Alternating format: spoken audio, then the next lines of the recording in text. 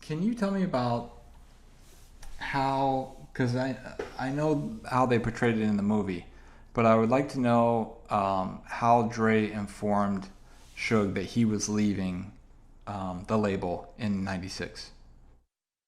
Yeah. Well, it wasn't no conversation on, hey, I'm leaving, I'm out of here. And the conversation was something like this. Because as I tell y'all, I'll tell y'all, and this is the God, the honest, the truth. Suge Knight did not want Dr. Dre to leave Death Row, even though he became 100% owner of the company from 50%. He did not want that. Uh, but what happened was, the real, and y'all done heard this story 100 times probably, where there was a witness in the Snoop Dogg trial that kept saying that Dr. Dre was the shooter. Kept saying that. And we know he was getting Dre and Snoop mixed up with each other, but he kept saying that. But as an attorney, what you do? You exploit, just like y'all do on YouTube. Y'all know something ain't true. Y'all know a nigga misspoke and said a date wrong or something like that, or got something mixed up, and y'all know what he mean, but y'all know he fucked up. And so David Kidder wanted to exploit that. He wanted to exploit the hell out of that in front of the jury to go, hey,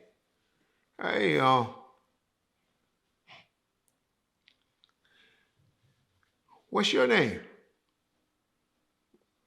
Andre Young. What they call you? Dr. Dre. Okay, thank you.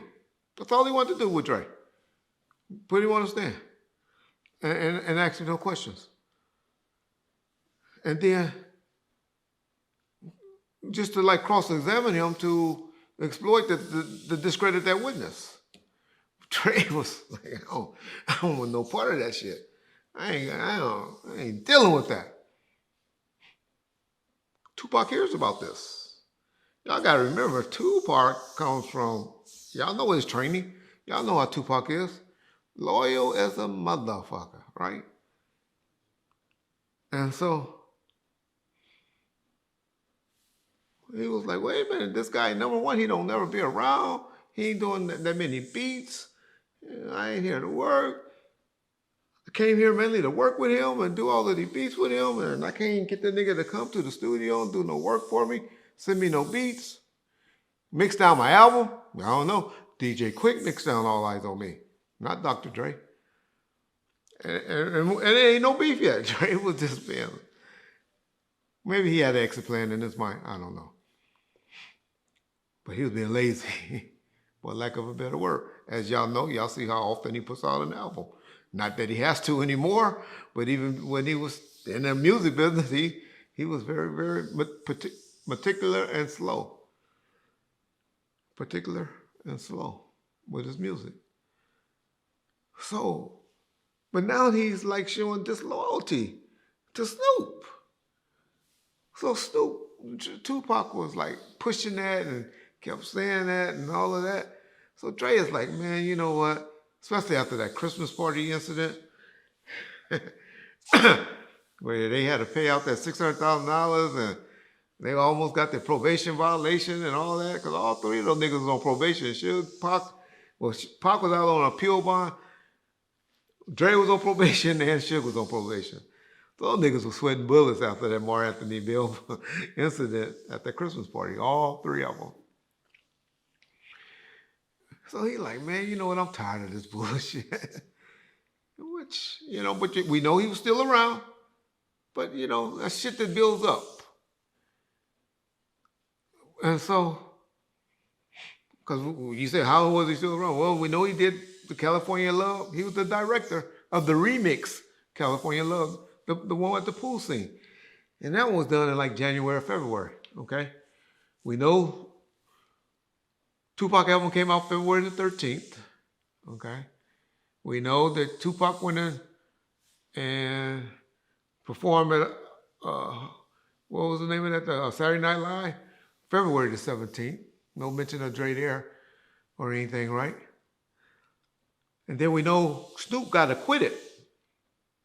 I think the 19th or the 20th or something like that of February. That's when the big meeting with Sam Snead happens. So I'm saying all that to say that happened sometime before that in February when All Eyes on Me when Dre was planning on making his exit. Because by that time, Jimmy Iovine called Suge and said, hey, Dre's leaving. He want to leave Death Row. I'll help him get something started with Aftermath and, another label, which eventually became Aftermath. Suge said he could leave. But he leaving with nothing. He ain't getting 1 cent and will never get another penny from Death Row. And Drake was like, okay. Now, there's other things. I know I done put out accusations or opinions that Dre left. The final straw on the camel's back was when he found out Miss Chalet and Suge was messing around and allegedly pregnant or something like that. Yeah, or mainly that he was fucking her. I'll just say that. So he's hearing all of this stuff, and Dre was just tired.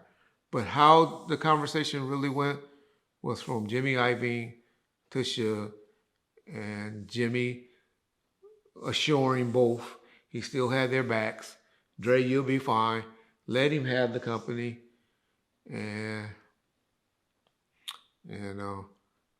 I got you, which he still got him to this day.